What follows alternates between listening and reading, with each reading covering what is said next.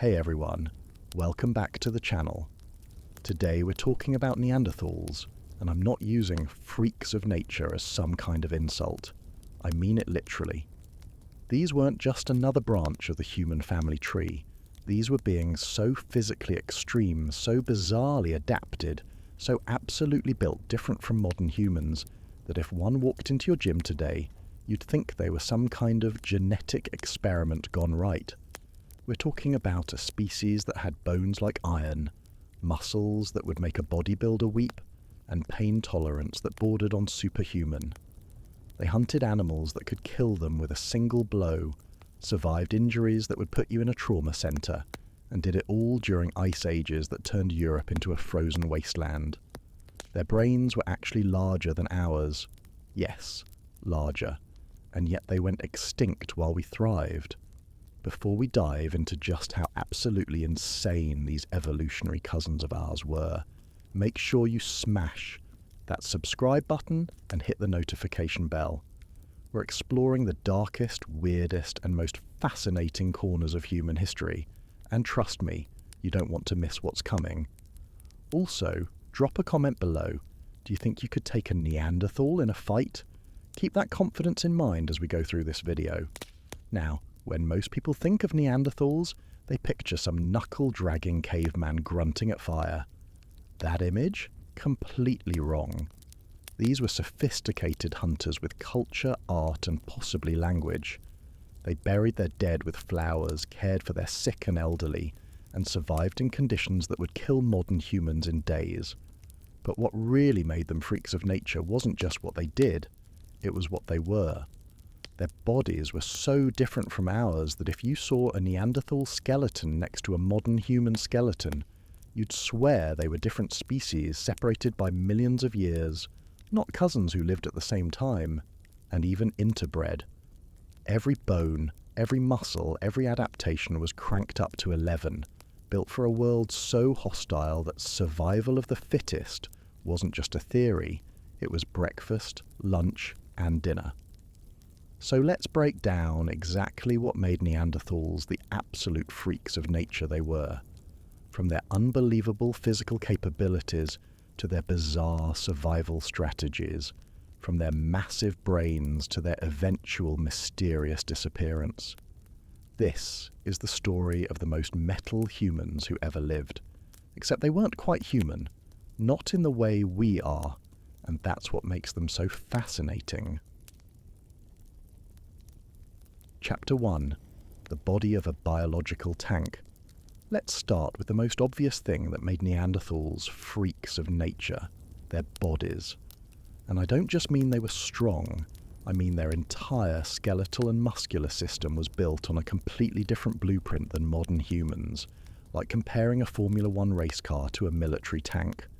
Both get you places, but one is built for efficiency and speed, while the other is built to take damage and keep going. First, the bones. Neanderthal bones weren't just thicker than ours, they were fundamentally denser, heavier, and built to withstand forces that would snap modern human bones like dry twigs. When archaeologists first started examining Neanderthal remains, they were shocked at the robusticity of the skeletons. We're talking about bones with cortical thickness. That's the dense outer layer. That's 30 to 40% greater than modern humans. What does that mean in practical terms? It means their bones could take impacts that would hospitalize you. The radius and ulna, the bones in your forearm, were so thick and heavily built that they could absorb the shock of stabbing a spear into a struggling bison without fracturing. Their femurs, the thigh bones, were bowed slightly and built like concrete pillars, designed to carry muscle mass that would seem impossible on a modern frame. But here's where it gets really crazy. Those bones weren't just thick, they had attachment points for muscles that were massively pronounced. You know those little ridges and bumps on bones where muscles attach? On Neanderthal bones, those weren't bumps, they were pronounced crests and massive protrusions, evidence of muscles that pulled on bone with such force that the bone literally grew larger to accommodate the stress. Anthropologists can look at these muscle attachment sites and calculate roughly how strong a Neanderthal would have been. The numbers are absurd. We're estimating that an average Neanderthal male could exert grip strength somewhere between 200 to 300 pounds of force. For context, the average modern man has a grip strength of about 100 to 110 pounds. Elite rock climbers, people who train their grip strength obsessively, might hit 150 pounds. A Neanderthal could casually double that. Their upper body strength was similarly insane. Estimates suggest that Neanderthals could have bench-pressed equivalent weights of 300 to 400 pounds without training, just from their daily activities of hunting megafauna and processing carcasses. Their arm muscles, biceps, triceps, and especially their forearm muscles, were disproportionately massive compared to their overall body size. And let's talk about that body size for a moment, because this is where things get weird. Neanderthals weren't tall. Most males stood between 5 feet 4 inches and 5 feet 7 inches, with females a few inches shorter. By modern standards, they'd be considered short to average height. But here's the freak of nature part. They weighed about the same as modern humans, who are 6 inches taller. How is that possible? Muscle. Dense, powerful muscle packed onto a frame built like a compressed spring. Where modern humans have a somewhat linear vertical build, Neanderthals were compact powerhouses. Their torsos were barrel-shaped, their limbs shorter and thicker, their entire skeletal structure designed to pack maximum power into minimum space. This body plan has a name in biological terms. It's called hyperarctic adaptation, and it's the same principle you see in cold-adapted animals. Shorter limbs relative to body size mean less surface area to lose heat, while greater overall mass means more heat retention. Neanderthals were literally built like biological furnaces, able to maintain body temperature in environments that would give modern humans hypothermia. But the most freakish aspect of their bodies? The sheer thickness of their chest cavity. Neanderthal rib cages weren't just barrel-shaped, they were enormous, giving them lung capacity that would make an Olympic endurance athlete jealous. We're talking about lungs that could process the thin, frigid air of Ice Age Europe with efficiency that modern humans simply don't possess. Why did they need such massive lungs? Because their bodies burn through calories at a rate that seems almost impossible. Conservative. Estimates suggest that an active Neanderthal male needed between 4,000 to 5,000 calories per day just to maintain body weight. During winter, when their bodies were working overtime to stay warm, that number could spike to 6,000 calories or more. To put that in perspective, Michael Phelps, during peak Olympic training, consumed about 12,000 calories a day, but he was swimming for hours daily in a pool. Neanderthals needed half that just to exist, to walk around, to breathe. Their basal metabolic rate, the energy you burn just staying alive, was cranked up so high that starvation was always one bad hunt away. This brings us to another freakish aspect of their bodies, their muscle fiber composition. Modern research suggests that Neanderthals had a higher proportion of fast-twitch muscle fibers compared to modern humans. Fast-twitch fibers are responsible for explosive power and strength, but they fatigue quickly. Slow-twitch fibers, which modern humans have in greater proportion, are better for endurance. What this meant in practice is that Neanderthals were built for short, explosive bursts of extreme effort. They could sprint after prey, wrestle a reindeer to the ground, or drive a spear through thick hide with shocking power. But long-distance running, probably not their strong suit. They were ambush predators in human form, built to get close and finish the job with overwhelming force. Their hands were another freakish feature. Neanderthal hands were broader and more robust than ours, with shorter fingers and thumbs positioned differently. This gave them a power grip that was unmatched, perfect for gripping spears, clubs, or holding onto struggling prey.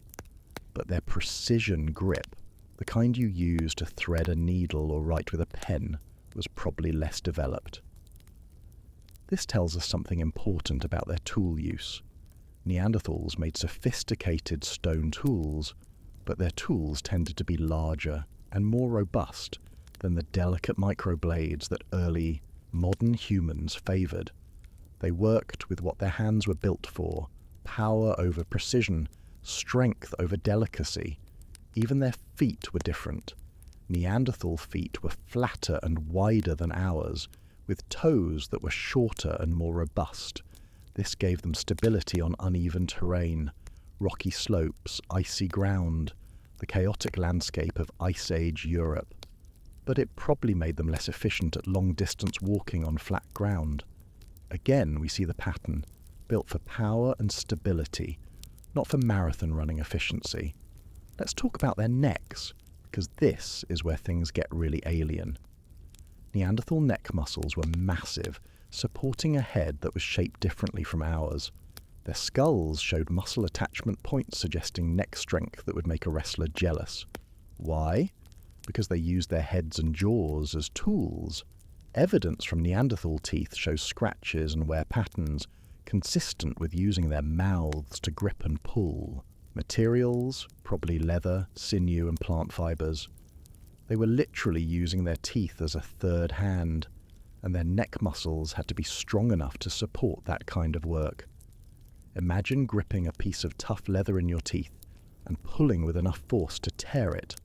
Now imagine doing that dozens of times a day, for your entire life. The skull itself was a masterpiece of brutal adaptation.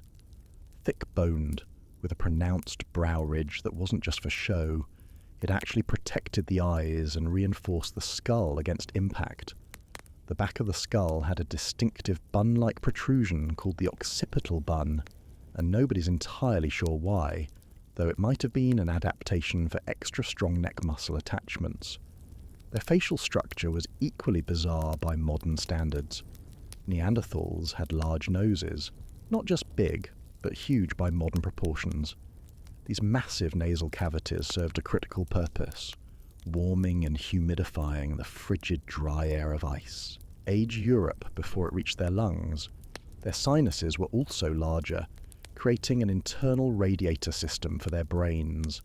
And those faces projected forward more than ours, giving them what anthropologists call mid-facial prognathism. This wasn't an aesthetic choice. It was functional. That forward projection gave more room for those enormous nasal cavities and created a face that could take a hit. And trust me, Neanderthals took hits. When you look at Neanderthal skulls, you frequently find evidence of healed fractures, especially around the face and skull. These weren't deaths. These were injuries they survived. Broken noses, fractured cheekbones, cracked skulls that healed over. The frequency of head injuries in Neanderthal remains is so high that it suggests getting your head knocked around was just part of the job description. Why so many head injuries? Because of how they hunted. Neanderthals weren't standing back and throwing spears from a safe distance, at least not primarily. They were getting up close and personal with animals that could kill them. We're talking about jabbing spears into woolly rhinoceros, wrestling with reindeer, confronting cave bears. When you hunt like that, sometimes the prey fights back, and sometimes your head is in the wrong place at the wrong time. But here's what makes them freaks of nature. They survived these injuries and kept hunting. Modern humans would be in intensive care. Neanderthals would heal up and go right back to the same brutal hunting style that injured them in the first place. Their bone density, their robust skull construction, their entire physical package was built to take damage and keep going. Their spines tell a similar story. Neanderthal vertebrae were thicker and more robust than ours, with more pronounced processes where muscles attached. This gave them incredible core strength and stability, necessary for the brutal physical demands of their lifestyle. But it also shows evidence of stress and injury. Compressed discs, healed fractures, signs of arthritis at ages that would seem young by modern standards. This brings up an important point about what it meant to be a Neanderthal. Their bodies were incredible machines, but they were machines built for a short, brutal lifespan of extreme physical stress. Most Neanderthals probably didn't live past 40, and many died younger. Their bodies could take tremendous punishment, but that punishment accumulated, and eventually, even these biological tanks broke down. The skeletal evidence shows that by their 30s, most Neanderthals were already showing significant wear and tear, arthritis in major joints, worn-down teeth, healed fractures that might have left them with chronic pain. They paid a price for their extreme lifestyle, and that price was measured in broken bones, ground-down joints, and bodies that aged faster than their years. But perhaps the most freakish thing about Neanderthal bodies is how utterly unsuited they would be to modern life. That massive caloric requirement? You'd go bankrupt just feeding yourself. That muscle mass? Unless you were doing hard physical labor for 8 hours a day, you'd lose it and feel constantly weak. Those cold adaptations? You'd be miserably hot in anything above 60 degrees Fahrenheit. Neanderthals were perfectly adapted to their world, and their world was hell.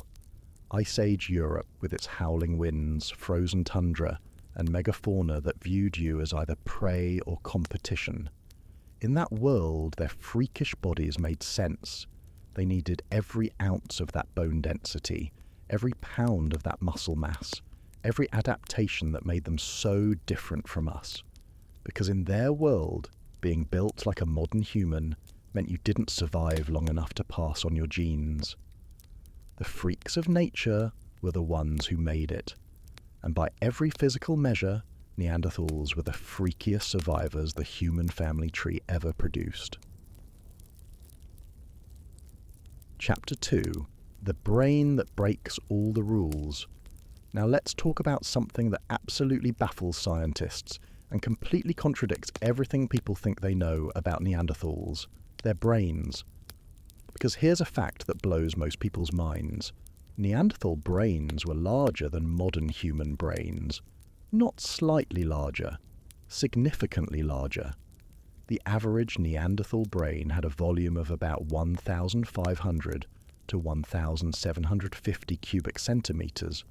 The average modern human brain, about 1,350 cubic centimeters. That's right. The species that went extinct while we thrived had brains that were 10 to 20% larger than ours. How is that possible?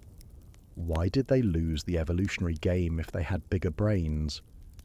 This is where Neanderthals become truly freakish, in ways that challenge our assumptions about intelligence and evolution. First, let's dispel the myth right now. Bigger doesn't automatically mean smarter. Brain size relative to body size matters, and Neanderthals had heavier, more robust bodies, so some of that extra brain volume was needed just to operate their more massive frames. Additionally, how the brain is organized matters more than raw size. A computer with a bigger hard drive isn't necessarily faster if the processor and software aren't optimized. But here's where it gets interesting.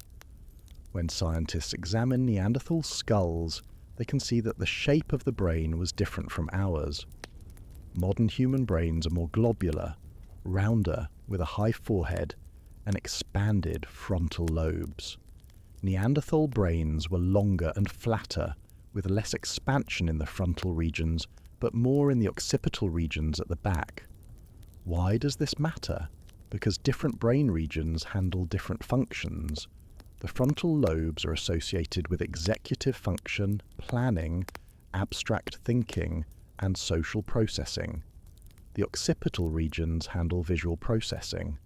The shape of Neanderthal brains suggests they might have had incredible visual processing abilities, better than ours possibly, but perhaps less development in the areas associated with complex social networking and abstract planning. Recent studies using CT scans and computer modeling have tried to reconstruct how Neanderthal brains were organized. The results are fascinating and weird. Neanderthals appear to have devoted more brain space to visual processing and motor control, the areas that help you track moving prey, coordinate complex physical movements, and process spatial information. This makes sense for a species that hunted dangerous megafauna up close and needed split-second timing to survive. But they appear to have had relatively smaller areas devoted to social cognition compared to modern humans. This doesn't mean they weren't social. Evidence clearly shows they were. But it might mean their social groups were smaller, their social networks less extensive, their ability to maintain relationships with large numbers of individuals less developed than ours. This brings us to one of the great paradoxes of Neanderthals. They had huge brains, they made sophisticated tools, they used fire, they buried their dead, they created symbolic objects, and they survived in one of the harshest environments Earth has ever seen. But they never developed the kind of cumulative culture that modern humans did, the building of knowledge across generations that leads to rapid technological innovation. Why not? With brains that big, why didn't they innovate faster? This is where we have to talk about brain wiring versus brain size. Modern research suggests that what gave modern humans the edge wasn't raw computational power. It was our brain's connectivity, particularly the connections between the frontal lobes and other regions. Modern human brains appear to be more extensively connected, with more efficient neural networks allowing different brain regions to communicate and share information. This connectivity might be what enables our particular type of abstract thinking, our ability to imagine things that don't exist, our tendency to innovate and build complex social structures. Neanderthal brains, despite being larger, might have been less interconnected. Think of it like having a massive computer with incredible hardware but less optimized software. You've got tremendous processing power, but if the different components can't communicate efficiently, you're not using that power to its full potential. But here's what makes Neanderthal brains truly freakish. They achieved what they achieved with a fundamentally different neural architecture than ours. They weren't just less advanced versions of modern humans. They were a different solution to the problem of intelligence, a different way of being smart. Evidence suggests Neanderthals had working memory and problem-solving abilities that were sophisticated. They created the Mousterian stone tool industry, which required planning, precision, and the ability to visualize the final product before you started chipping away at a rock. This isn't simple behavior. This requires mental templates, the ability to hold complex information in your head, and the fine motor control to execute your plan. They used fire not just opportunistically, but systematically. Archaeological sites show fire pits that were maintained, hearths that were rebuilt, evidence of fire being moved and controlled. This requires understanding cause and effect, planning ahead, and teaching others how to maintain this crucial technology. Some Neanderthal sites show evidence of what might be tar production, heating birch bark to extract a sticky substance that could be used as adhesive for hafting stone tools to wooden handles. If this evidence holds up, it represents one of the most sophisticated chemical processes in the prehistoric world. You can't stumble into tar production by accident. It requires temperatures between 300 to 400 degrees Celsius, sustained for specific periods. This is sophisticated chemistry. Their hunting strategies show evidence of planning and cooperation that requires significant cognitive abilities. Archaeological sites show that Neanderthals sometimes drove entire herds of animals off cliffs or into dead-end valleys. This kind of hunting requires scouting, communication, coordination of multiple individuals, and timing. You can't do it by accident or instinct. It requires minds capable of complex planning. But here's where their brains get really freakish and mysterious. We have evidence that Neanderthals engaged in symbolic behavior that serves no practical purpose except to represent ideas or mark social meaning. Several archaeological sites have turned up perforated shells and animal teeth that appear to have been strung as jewelry or ornaments. Others have found ochre, red and yellow pigments that might have been used for body decoration or art. One of the most stunning discoveries came from Bruniquel Cave in France, where Neanderthals built mysterious structures from stalagmites deep inside the cave, arranged in circles and lines, dated to about 176,000 years ago. Nobody knows why. The location is so deep inside the cave, so far from the entrance, that it couldn't have served any practical purpose. It seems to be purely symbolic, an expression of something. We don't know what. This is what makes Neanderthal cognition so frustratingly mysterious and freakish. They clearly had minds capable of symbolic thought, but they didn't use it the way we do, or to the extent we do. They had huge brains, but they didn't build cities or develop agriculture or create written language. They were smart, incredibly smart, but smart in ways that are alien to us. Recent genetic studies have added another layer to this mystery. We've now sequenced the Neanderthal genome, and we can look at genes associated with brain development. What we find is fascinating. Neanderthals had different versions of genes like FOXP2, which is associated with language and speech in modern humans. Their version of FOXP2 wasn't identical to ours, but it was very similar, suggesting they might have had some capacity for complex vocalization. But did they have language like we do? Full grammatical language with syntax and abstract concepts? We don't know. Their anatomy suggests they could vocalize, but the complexity of their communication is a complete mystery. The shape of their vocal tract, reconstructed from skeletal evidence, suggests they could make most of the sounds modern humans can make. Their hyoid bone, which anchors the tongue and is crucial for speech, is shaped similarly to ours. But having the equipment for speech and actually using complex language are different things. Some researchers argue that the lack of rapid cultural change in Neanderthal populations suggests they didn't have complex language. Modern humans with language show rapid cultural evolution. New ideas spread, technologies improve, innovations accumulate. Neanderthal culture was relatively static for hundreds of thousands of years.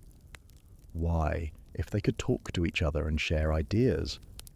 Others argue that Neanderthals must have had some form of language because their lifestyle was too complex to maintain without it.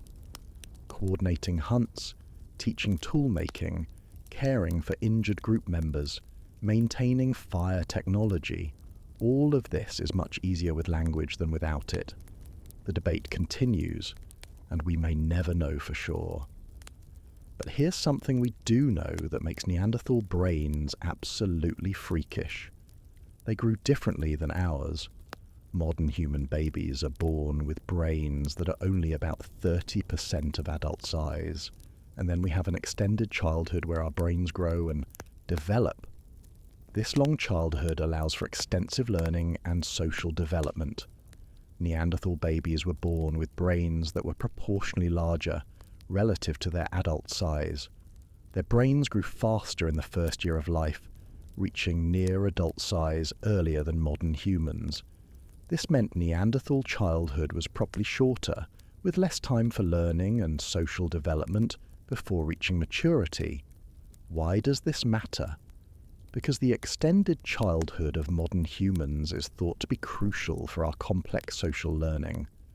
We have years and years to learn from adults, to play and experiment, to develop the social skills necessary for our large social networks. Neanderthals, with their shorter childhoods, would have had less time for this kind of development. This brings us to another freakish aspect of Neanderthal cognition: their eyes. Neanderthals had larger eye sockets than modern humans, suggesting larger eyes and potentially better vision, especially in low, light conditions. This makes sense for people living in the dim light of Ice Age Europe, with long winters and limited daylight. But those larger eyes come with a cost. Bigger eyes require more brain space devoted to visual processing. Recent studies suggest that Neanderthals devoted proportionally more of their brains to vision and motor control than modern humans do. This means they had less brain space available for other functions, like the social cognition that modern humans excel at. Think of it like this. Neanderthals maxed out their points in strength, visual processing, and motor control. Modern humans put more points into social intelligence, abstract thinking, and linguistic ability. Both species were smart, but smart in fundamentally different ways, with different strengths and weaknesses. This difference might explain something crucial about why Neanderthals went extinct while we didn't. It's not that they were dumb, they clearly weren't. It's that their intelligence was optimized for small group survival in stable environments. Our intelligence was optimized for large social networks, rapid cultural change, and adapting to new situations through shared knowledge. When the climate changed, when food became scarce, when populations faced new challenges, modern humans could innovate, share information across large networks, and adapt culturally faster than biological evolution. Neanderthals, with their smaller social groups and less connected brains, couldn't adapt as quickly. But here's the really freakish part that should make us humble. Those big Neanderthal brains consumed even more calories than their already hungry bodies. Brain tissue is metabolically expensive, burning about 20% of your daily calories despite being only 2% of your body weight. A bigger brain means even higher caloric needs. Neanderthals were walking calorie furnaces, burning through food at rates that would bankrupt a modern grocery budget. Their huge brains, their massive muscles, their cold adaptations, all of it demanded constant fuel. This made them incredibly vulnerable to food scarcity. A few bad hunts, a harsh winter, and starvation was a real threat. Modern humans, with our lighter skeletons and slightly smaller brains, were more metabolically efficient. We could survive on less food, which meant we could expand into marginal environments that Neanderthals couldn't exploit. Our intelligence wasn't necessarily better. It was cheaper to run. There's something tragically freakish about this. Neanderthals were built like biological masterpieces. Strong, smart, adapted perfectly to their environment. But that perfection was also their vulnerability. They were specialists, evolved for specific conditions. When those conditions changed, their specialization became a liability. We were generalists, less impressive in raw physical and mental power, but more adaptable, more efficient, more able to colonize new environments and survive on marginal resources. In the evolutionary long game, being a scrappy generalist beat being a magnificent specialist. The Neanderthal brain represents one of evolution's most fascinating experiments. What happens when you maximize brain size in a species that's already maximized physical power? The answer is, you create something magnificent, powerful, and ultimately unsustainable. A freak of nature in the truest sense. Extraordinary, unique, and unable to survive the changing world. Chapter 3. Ice Age. Superpowers and the Cost of Cold. Let's talk about what made Neanderthals perhaps the most cold-adapted humans who ever lived. We're not talking about just being able to tolerate a chilly autumn morning, or surviving winter with a good coat. We're talking about surviving ice ages, periods when glaciers covered much of Europe, when average temperatures were 10 to 15 degrees Celsius colder than today, when summer might mean temperatures barely above freezing and winter meant conditions that would kill an unprepared modern human in hours. Neanderthals didn't just survive in these conditions, they thrived in them for hundreds of thousands of years. Their bodies were a masterclass in cold adaptation, showing features that seem almost designed by an engineer tasked with creating the ultimate Ice Age survivor. But as with everything about Neanderthals, these adaptations came with serious costs that ultimately contributed to their demise. First, let's revisit that body shape we talked about earlier, but through the lens of cold adaptation. The short limbs, barrel chest, and compact build of Neanderthals follow what's called Allen's rule in biology, the observation that animals in colder climates tend to have shorter, thicker limbs relative to their body size. This minimizes surface area relative to volume, reducing heat loss. Think of it like heating a house. A sprawling ranch with lots of exterior walls loses heat faster than a compact cube with the same interior space. Neanderthals were built like that compact cube, maximum volume for heat generation, minimum surface area for heat loss. Modern humans, especially those whose ancestors evolved in Africa, are built more like that sprawling ranch, all long limbs and linear build, great for dissipating heat in hot climates, terrible for conserving it in the cold. But the Neanderthal body was even more sophisticated than just basic geometry. Their barrel-shaped ribcage wasn't just about heat retention, it was about respiration in cold, dry air. Breathing frigid air is dangerous. It can damage lung tissue, cause respiratory infections, and significantly increase your metabolic demands as your body works to warm each breath. Those enormous nasal cavities we mentioned, they were biological heat exchangers. Air would enter through that massive nose, pass through an elaborate system of nasal turbinates, thin, scroll-like bones that increase surface area, and by the time it reached the lungs, it was warmed and humidified. On the exhale, the system worked in reverse, recovering some of that heat and moisture before the air left the body. Modern humans living in cold climates show some of these adaptations. People native to Arctic regions tend to have slightly larger noses than those from tropical climates, but Neanderthal noses were on another level entirely, like comparing a sedan to a semi-truck. These weren't just big noses, they were thermal management systems built into the face. Their sinuses were similarly enlarged, creating air pockets that served as insulation for the brain and additional warming chambers for inhaled air. The entire front of the Neanderthal face was essentially a built-in heating system, protecting the vulnerable brain from the cold while ensuring every breath was temperature controlled before hitting the lungs. But here's where it gets freakish. This incredible cold adaptation meant Neanderthals were probably miserably uncomfortable in anything resembling warm weather. Those same adaptations that made them cold weather champions would have made them overheat in temperatures that modern humans find pleasant. Imagine wearing a built-in parka you can never take off. That's essentially what a Neanderthal body was like. Their high muscle mass generates heat constantly. Their compact build retains it efficiently. Their massive caloric intake is being burned as fuel, producing even more heat. In temperatures above 15 to 20 degrees Celsius, 60 to 70 Fahrenheit, a Neanderthal would probably be uncomfortably warm. This has profound implications for understanding their range and behavior.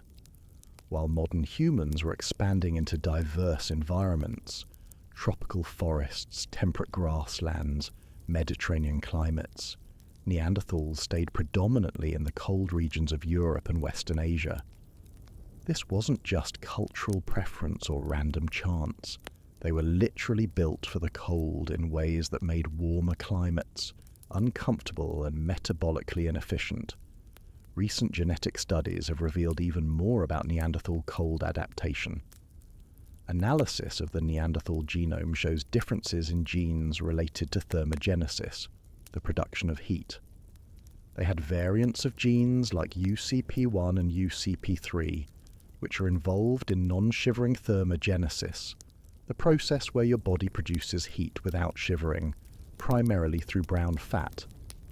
Brown fat is fascinating stuff. Unlike regular white fat, which stores energy, brown fat burns energy to produce heat. Babies have a lot of it, which helps them maintain body temperature since they can't shiver effectively. Most adults lose most of their brown fat, but people adapted to cold climates retain more of it. Neanderthals appear to have had genetic variants that would have promoted brown fat retention and activity. This means they could generate heat more efficiently than modern humans, staying warm even when not physically active. But again, this comes with a cost. More calories burned, more food needed, more vulnerability to starvation. Their skin was probably pale, which helps in the production of vitamin D in low-light conditions. With long, dark winters and limited sunlight in Ice Age Europe, dark skin would have been a liability, making it harder to produce enough vitamin D. Genetic evidence suggests Neanderthals had pale skin and possibly red hair, adaptations for maximizing vitamin D production in dim northern environments. But pale skin comes with its own problems. It's more vulnerable to UV damage, though this was less of an issue in the low-light conditions of Ice Age Europe. More importantly, the genetic basis for pale skin in Neanderthals appears to have been different from the genetic basis in modern Europeans, suggesting these traits evolved independently, a case of convergent evolution where different genetic paths led to similar outcomes. Let's talk about their metabolism, because this is where the cold adaptation really becomes freakish. Remember those massive caloric requirements we discussed? A significant portion of those calories went not to movement or hunting, but just to staying warm. Thermogenesis is expensive, and in cold climates, it's non-negotiable. Studies of modern humans in cold environments show that cold exposure can increase caloric needs by 20 to 40%. For Neanderthals, living year-round in Ice Age conditions, the caloric cost of thermogenesis would have been constant and substantial. They were burning thousands of calories just existing, just maintaining core body temperature, just breathing cold air and warming it in those massive nasal passages. This created a brutal catch-22. They needed enormous amounts of food to fuel their cold-adapted bodies, but they lived in environments where food was often scarce. Ice Age Europe wasn't exactly abundant with berries and vegetables. The growing season was short, plant foods were limited, and survival meant hunting big game almost exclusively, a risky, energy-intensive way to get calories. Their reliance on meat shows up in their bones. Isotope analysis of Neanderthal remains shows they were top-level carnivores, eating meat almost exclusively. Their isotope signatures match those of wolves and hyenas, pure carnivores. They weren't gathering roots and berries to supplement their diet. They were eating meat, and more meat, because that's what was available in their frozen world. But here's the freakish problem with that. A pure meat diet in winter, when prey animals are lean and tough, doesn't provide many calories relative to the effort of hunting. Modern research into Arctic survival has identified something called rabbit starvation, or protein poisoning. If you eat only lean meat without enough fat or carbohydrates, you can literally starve to death with a full stomach. Your body can only process so much protein. Without fat and carbs, you burn through your own body fat trying to metabolize all that protein, and eventually you die of malnutrition despite eating. Neanderthals had to be careful to get enough fat with their meat, targeting fattier prey, eating bone marrow, consuming every scrap of fat tissue from their kills. This might explain some of the evidence for cannibalism at certain Neanderthal sites. Not widespread, not constant, but in times of desperate starvation, some groups appear to have consumed their dead. It's a dark reality, but when you're trapped in an Ice Age winter with no game in sight, and your body is burning 5,000 calories a day just to stay alive, the mathematics of survival become brutally simple. Their clothing must have been crucial, though we have limited evidence of what it looked like since organic materials rarely preserve. We know they scraped hides. Stone tools show wear patterns consistent with leatherworking. We can infer they must have worn furs and hides, probably wrapped and tied rather than sewn, as we don't have clear evidence of sewing needles in Neanderthal sites. But even the best fur clothing can only do so much. In the depths of an Ice Age winter, with temperatures dropping to -20 or -30 Celsius, with howling winds and blowing snow, survival would have required staying close to fire. huddling for warmth and minimizing exposure. Those massive muscle masses would help. More muscle means more heat production, but it also means more calories burned, and calories were the limiting resource. Fire was non-negotiable. Neanderthals had to maintain fire constantly during winter, which meant someone always had to tend it, feed it, protect it from wind and snow. Letting the fire go out could mean death. This isn't hyperbole. In those conditions, without fire, a human being would have hours at best before severe hypothermia set in. Archaeological evidence shows that Neanderthal cave sites have thick layers of ash and charcoal, evidence of fires maintained for extended periods. Some sites show stone arrangements that might have been windbreaks or fire reflectors, designed to maximize heat retention in living areas. They understood fire management in ways that would put most modern campers to shame. But managing fire required fuel: wood, bone, dried dung, anything combustible. In some Ice Age environments, trees were scarce, and gathering enough fuel for a winter could be a full-time job. Groups had to plan ahead, stockpiling fuel before winter hit, knowing that venturing out in the worst weather to gather wood could be deadly. The archaeological record also shows something fascinating and freakish about Neanderthal caves. They tended to use the same sites repeatedly, sometimes for thousands of years. This wasn't just convenience. These were proven survival spots, places where the combination of shelter, water access, proximity to game migration routes, and fuel availability made winter survival possible. Knowledge of these sites would have been culturally transmitted, with younger members learning from elders which caves to use, when to move to different elevations with the seasons, where to find resources. Losing this knowledge, say through the death of key elders, could spell doom for a group. They were specialists of their territories in ways modern humans rarely are. Their seasonal movements show sophisticated understanding of their environment. Evidence suggests Neanderthals moved to higher elevations in summer, following prey herds, then returned to lower elevations and sheltered caves for winter. This transhumance lifestyle required planning, memory, and coordination. You had to know where you were going, remember the route, and get there before the weather made travel impossible. But this specialization was also a vulnerability. Neanderthal groups seem to have had relatively small territories compared to the ranges that modern humans covered. They knew their patch of Europe intimately, but they didn't move around much beyond it. When climate change altered their territories, when prey populations crashed, when local extinctions happened, they didn't have the flexibility to simply move to new territories.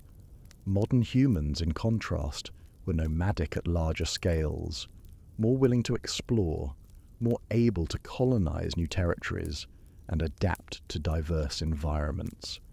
Our less specialized bodies, our ability to survive on more varied diets, our metabolic efficiency, all of these made us better at the colonization game. There's something both magnificent and tragic about Neanderthal cold adaptation. They were so perfectly tuned to Ice Age Europe that they became trapped by their own specialization. Their bodies were masterpieces of evolution, but masterpieces painted in such specific colors that when the canvas changed, the picture no longer made sense. When the climate began to warm at the end of the last ice age, when forests replaced tundra, when prey species changed, Neanderthals faced a world their bodies weren't optimized for. They could survive in it, certainly, but they were no longer the champions of their environment. And in evolution, second place doesn't get a medal. It gets extinction. Chapter 4. The hunting style of absolute madmen. Now we need to talk about how Neanderthals got their food, because this is where their freak of nature status really shines through. These weren't careful, cautious hunters taking down prey from a safe distance. Neanderthals hunted in ways that make modern extreme sports look like casual hobbies. They were the ultimate close-range predators, getting up close and personal with animals that could, and frequently did, kill them. The evidence for Neanderthal hunting strategies comes from multiple sources. The tools they made, the prey remains at their sites, and most tellingly, the injuries on Neanderthal skeletons. And those injury patterns tell a story that's equal parts impressive and horrifying. Multiple studies have analysed the distribution of injuries on Neanderthal remains, and they've found something fascinating. The pattern of fractures, breaks and trauma closely matches the injury patterns seen in modern rodeo riders. Yes, you read that correctly. Professional bull riders and bronco busters, people who routinely get thrown from large, angry animals, show injury distributions remarkably similar to Neanderthals. What does this tell us? That Neanderthals were regularly getting close enough to large, dangerous prey to be kicked, gored, trampled, and thrown around. We're talking about animals like aurochs, the wild ancestors of modern cattle, bison, woolly rhinoceros, mammoth, and giant elk. These weren't gentle herbivores. These were multi-ton animals with horns, tusks, and hooves that could easily kill a human. Let's paint a picture of what Neanderthal hunting probably looked like. First, they weren't using bows and arrows. That technology came later with modern humans. Neanderthals primarily used thrusting spears, not throwing spears. The difference is crucial. A thrusting spear requires you to be close to your target. Arm's length close. Goring distance close. Their stone points show impact fractures consistent with forceful stabbing into resistant materials.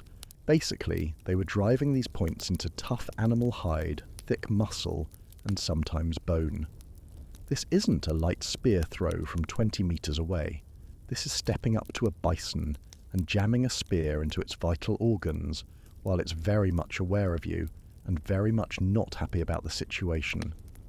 Why hunt like this? Partly because it's what they had. Their technology was robust and effective for close-range work, but not optimized for long-distance projection. But also because it worked. Neanderthals were ambush hunters, and when you ambush a large animal, especially by driving it into a confined space or against terrain barriers, close-range combat is inevitable. Evidence from various sites shows that Neanderthals sometimes engaged in drive hunting, coordinating groups to push prey herds toward cliffs, dead-end valleys, or into bogs where the animals would be vulnerable. But the final kill still required getting close, still meant someone had to approach wounded, terrified, aggressive animals and finish the job. Archaeological sites show remains of horses, deer, reindeer, bison, and even predators like cave bears and cave lions. Neanderthals weren't picky about prey size or danger level. If it had meat and they could kill it, they'd try. Some sites show evidence of scavenging as well, opportunistically taking kills from other predators. But the primary evidence suggests active hunting was their main meat-gathering strategy. Now, let's talk about those injuries in detail, because this is where the freakish nature of Neanderthal life becomes viscerally real. Studies of Neanderthal skeletons show that roughly 80% of adult individuals had suffered at least one significant skeletal trauma that healed. 80%. That's almost everyone in the population carrying around healed fractures. The most common injuries were to the head, neck, and upper body, exactly what you'd expect if you're hunting large animals at close range. Broken ribs, fractured skulls, dislocated shoulders, broken arms, all injuries consistent with being hit by large animals, thrown, trampled, or knocked aside. These weren't accidents from tripping while gathering berries. These were combat injuries from a lifestyle that regularly put them in harm's way. One particularly well-studied Neanderthal, found at Shanidar Cave in Iraq, shows evidence of multiple severe injuries sustained during his life. He had a fractured eye socket that likely left him partially blind in one eye, a withered arm from an injury or amputation above the elbow, and fractures to his skull and foot. He survived all of this and lived to around 40 to 50 years old, elderly by Neanderthal standards.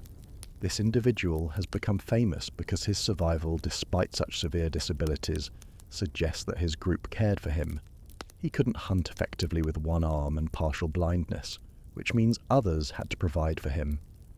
This speaks to Neanderthal social complexity and compassion, but it also illustrates just how brutal and dangerous their lifestyle was, that such catastrophic injuries were survivable events rather than certain death sentences. Other Neanderthal remains show evidence of injuries that modern medicine would struggle with. Compound fractures that healed with bones set at wrong angles, leaving individuals with permanent limps or restricted movement. Skull fractures that healed, but probably left individuals with chronic headaches or neurological issues. Broken noses that healed crooked, leaving permanent breathing difficulties. But here's what makes them freaks of nature.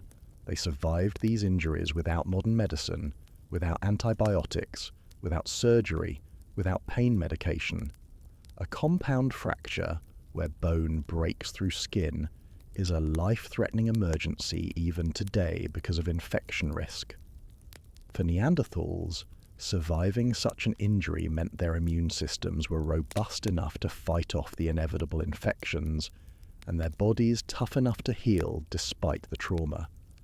The pain tolerance must have been extraordinary. Modern humans with significant fractures are typically immobilized and given strong pain medication. Neanderthals had to keep going. That broken rib. You still need to breathe, still need to move, still need to hunt if your group is going to eat. No bed rest, no sick leave, no pain pills. Just raw endurance and a body tough enough to heal while still being used. Their teeth tell another brutal story of their hunting lifestyle. Neanderthal front teeth show massive wear patterns, heavy chipping and scratches that run at oblique angles. What causes this? Using your teeth as tools, gripping leather, pulling sinew, holding materials while working on them with your hands. It's called stuff and cut behavior, and it's seen in modern Arctic populations who traditionally processed hides and worked with resistant materials. But Neanderthal dental wear goes beyond what modern populations show. We're talking about teeth worn down to the roots by middle age, enamel stripped away, exposed dentin showing infection and abscess formation. Dental pain must have been a constant companion for many older Neanderthals, and unlike other injuries, bad teeth don't heal, they only get worse. Some Neanderthal teeth show evidence of what might be dental care. Toothpick grooves, signs of repeated picking at material stuck between teeth, or attempts to relieve pain from abscessed teeth. It's not much, but it shows they understood cause and effect, that removing stuck food or draining abscesses could provide relief. Their hunting weapons themselves are fascinating examples of their close combat lifestyle. Neanderthal spear points were hafted onto wooden shafts, using complex adhesives, sometimes including tar from birch bark. The points were large, robust, and designed to penetrate deeply. These weren't delicate projectiles, they were stabbing implements that could punch through thick hide and reach vital organs.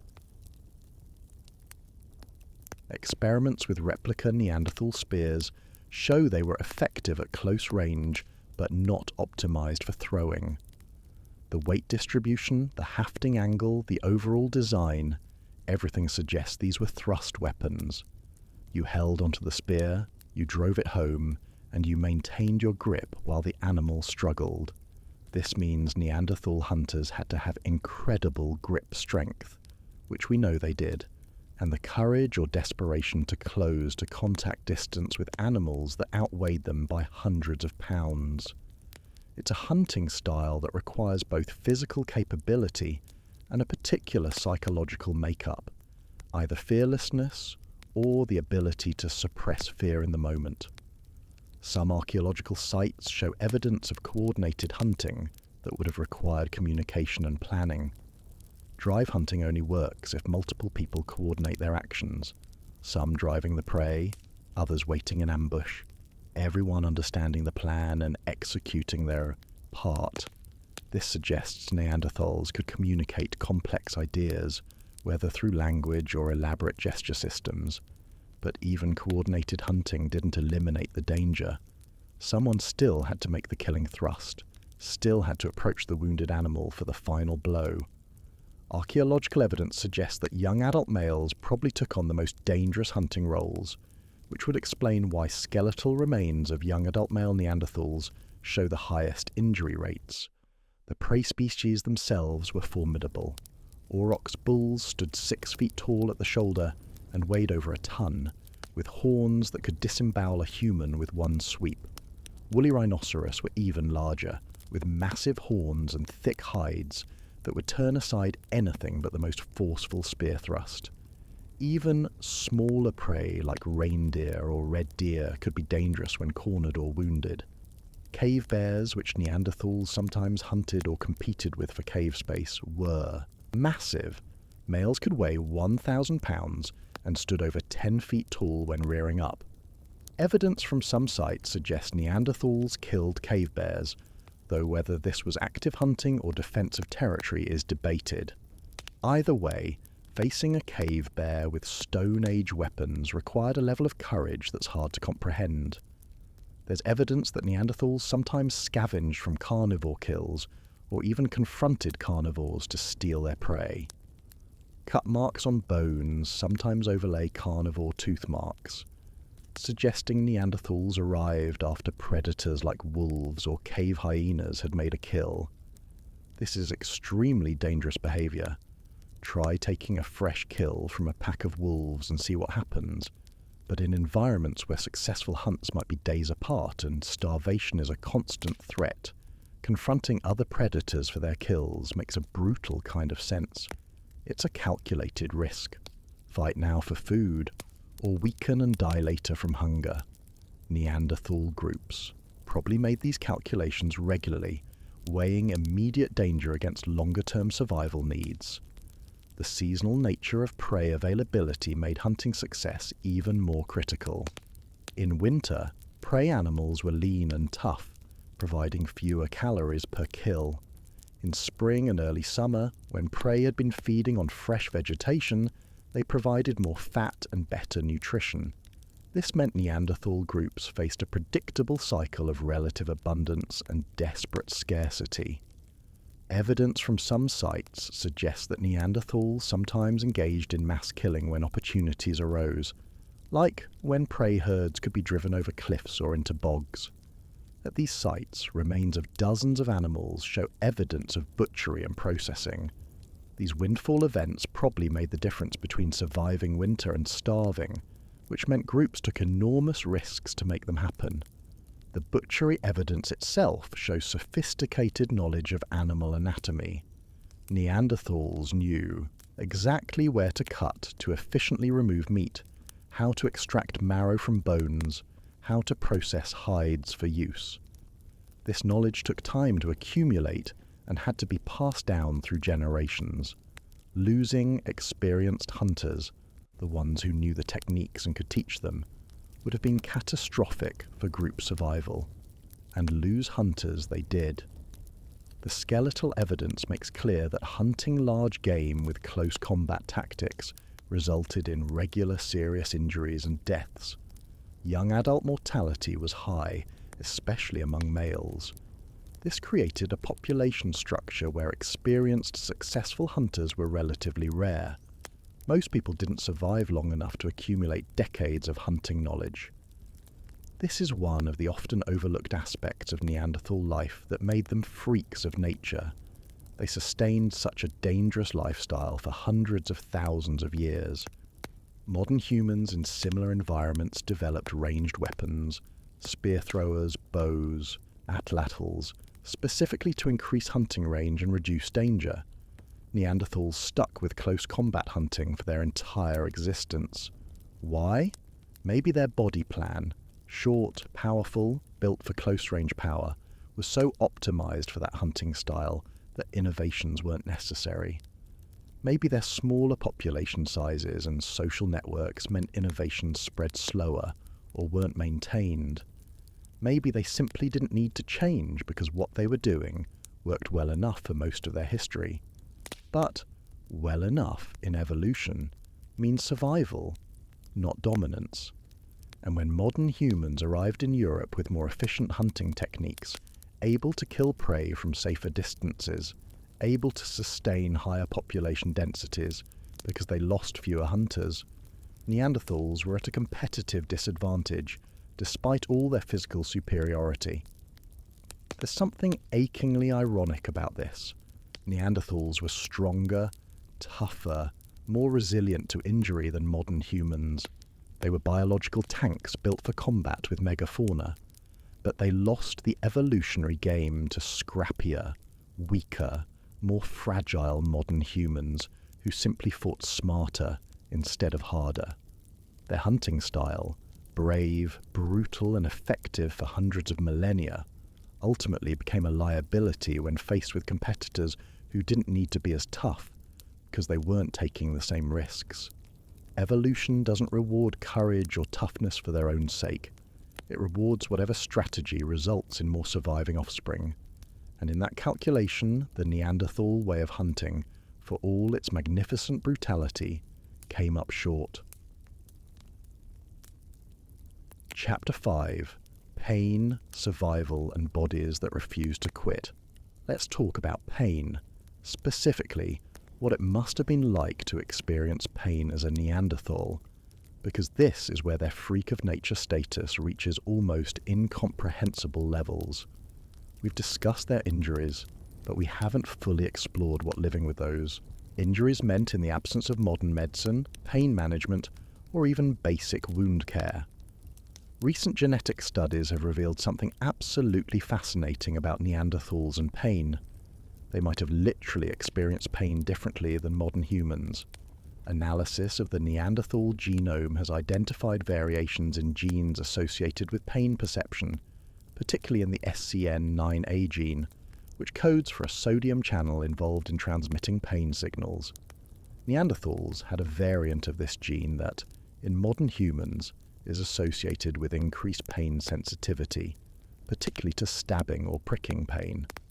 This seems counterintuitive at first. Wouldn't a lifestyle as brutal as theirs select for lower pain sensitivity?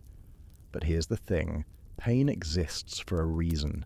It's a warning system, an alarm that tells you when damage is occurring so you can protect yourself. Neanderthals might have needed highly sensitive pain detection precisely because their lifestyle was so dangerous. When you're regularly in close combat with large animals, being able to detect injury immediately, even minor injury, could be the difference between adjusting your grip before a spear slips and drives through your hand, or not noticing until it's too late. But increased pain sensitivity means they felt their injuries acutely. Every broken bone, every torn muscle, every laceration, they experienced all of it with full intensity. And yet they survived, they healed, they kept going.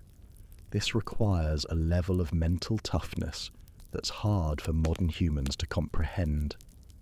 Think about the last time you had a minor injury, a deep cut, a bad sprain, a cracked rib. Now imagine experiencing that without painkillers, without the knowledge that medical help is available, without the comfort of knowing you can rest and heal. Imagine having to keep moving, keep working, keep hunting, despite that pain.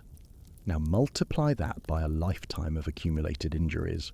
The Shanidar individual we mentioned earlier, blind in one eye, missing part of an arm, multiple fractures, lived with those disabilities for years. The chronic pain must have been extraordinary. And yet he survived to an age that was quite old for Neanderthals, suggesting his group valued him enough to support him, despite his inability to contribute to dangerous tasks like hunting. This brings us to one of the most freakish aspects of Neanderthal life, their apparent capacity for compassion and social support, despite living in conditions where caring for the injured was costly and difficult.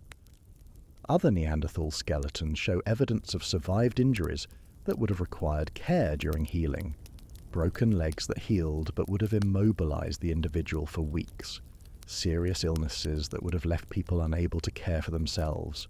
In modern terms, we call this care for the disabled and sick compassion. But for Neanderthals, it was survival strategy. knowledge holders, people who knew where the best flint sources were, who understood seasonal animal movements, who could teach tool-making, were valuable even if injured. A group that abandoned its wounded and elderly was a group that lost accumulated knowledge. But caring for injured members in Ice Age conditions was brutally difficult. An injured person couldn't hunt, couldn't gather, couldn't even maintain fire or process hides. They were a pure caloric drain on the group at a time when calories were the most precious resource. The decision to support someone through a serious injury wasn't just compassionate, it was a gamble that their future contributions would outweigh the current cost. Evidence suggests not everyone was supported through serious injury. Some Neanderthal remains show injuries that were clearly fatal or unsurvivable without care, suggesting that at least in some cases the cost of care was too high or the prognosis too poor. The harsh mathematics of survival meant that sometimes compassion had limits defined by group survival. Let's talk about specific injuries and what surviving them would have entailed. A broken femur, the thigh bone, is one of the most serious fractures possible. Without modern medical intervention, mortality rates are extremely high due to fat embolism, blood loss, and infection. Several Neanderthal skeletons show healed femoral fractures. To survive a broken femur in Ice Age Europe meant someone had to immobilize the leg, probably with splints made from wood and leather. Someone had to bring you food and water. Someone had to help you manage basic bodily functions for weeks while the bone healed.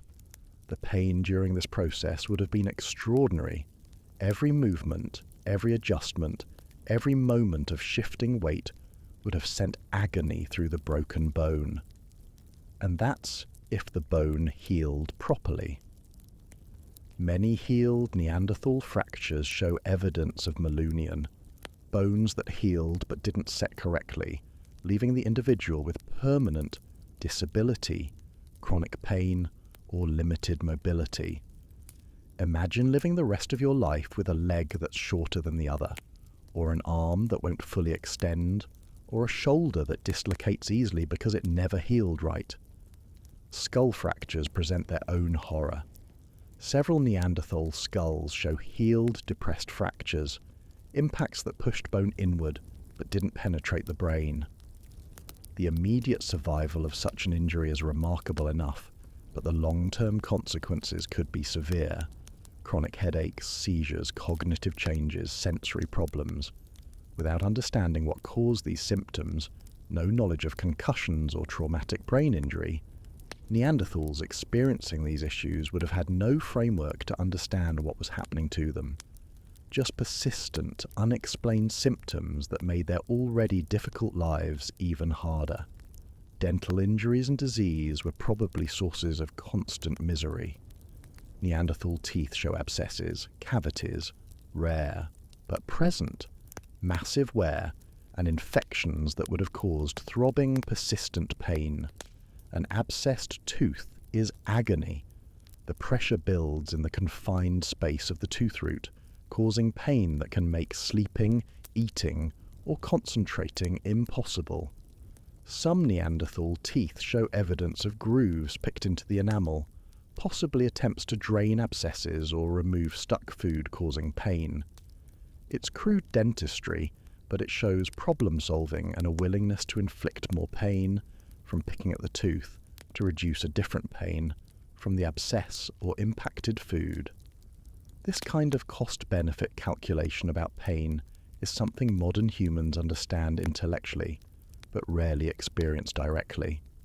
Arthritis was common in Neanderthal skeletons, showing up even in relatively young individuals. The constant physical stress of their lifestyle, combined with injuries that healed imperfectly, created joint damage that would have caused chronic, progressive pain. Arthritis in major joints like knees, hips, and shoulders would have made every movement painful, especially in cold weather. And Neanderthals lived in cold weather constantly. Cold exacerbates arthritis pain, making joints stiffer and more painful. Imagine waking up every morning in a freezing cave with arthritic knees, knowing you have to walk several miles over rough terrain today to hunt or gather food. The pain would have been a constant companion, not an occasional inconvenience. What did they do for pain management? We don't know for certain, but archaeological evidence provides some clues. Neanderthals used fire, and warmth helps with many types of pain. They likely knew which plants had analgesic or anti-inflammatory properties. Many such plants grow in Europe, and knowledge of their properties might have been passed down culturally. Some evidence suggests Neanderthals chewed on bark from certain trees, possibly for its pain-relieving properties. Willow bark, for instance, contains salicin, which the body metabolizes into something similar to aspirin. Did Neanderthals understand the mechanism? Almost certainly not. But they might have understood that chewing certain barks made pain more bearable. The archaeological site at El Cedrón in Spain provided one of the most fascinating pieces of evidence for Neanderthal pain management. Analysis of dental calculus, fossilized plaque on teeth, from one individual showed evidence of yarrow and chamomile, plants with no nutritional value but known anti-inflammatory and analgesic properties. The same individual showed evidence of a dental abscess. This suggests deliberate use of medicinal plants, specifically to treat pain or infection. But even with plant remedies, the level of pain Neanderthals endured would have been extraordinary by modern standards. We're talking about living with chronic pain from old injuries, acute pain from new injuries, the constant low-level discomfort of arthritis and dental problems, all without access to modern pharmaceuticals that we consider basic necessities. Their mental resilience must have been as freakish as their physical toughness. Pain wears people down psychologically. Chronic pain is associated with depression, anxiety, and cognitive impairment in modern humans. Neanderthals experiencing similar levels of chronic pain would have faced similar psychological challenges, but they had to keep functioning, keep contributing to group survival, keep making decisions that mattered for their community. This is where the freak of nature aspect becomes almost philosophical. Modern humans in constant severe pain often describe it as all-consuming, as making it hard to think about anything else. But Neanderthals in constant pain still had to think strategically about hunting, remember complex knowledge about their environment, make tools that required careful planning and execution. They functioned despite pain levels that would disable most modern people. Some researchers have suggested that Neanderthals might have developed different psychological frameworks for dealing with pain, perhaps viewing it as a normal, expected part of life rather than an aberration to be eliminated. When everyone in your community is dealing with old injuries and chronic pain, when there's no pain-free existence to aspire to, maybe you develop different mental models for living with it. But this is speculation. What we know for certain is that Neanderthal skeletons show injury patterns that would have caused severe, often chronic pain, and that these individuals survived for years after sustaining these injuries. The combination of high pain sensitivity from genetic evidence and high pain tolerance from survival evidence seems contradictory, but it suggests they felt pain intensely while also possessing the mental and physical toughness to function despite it.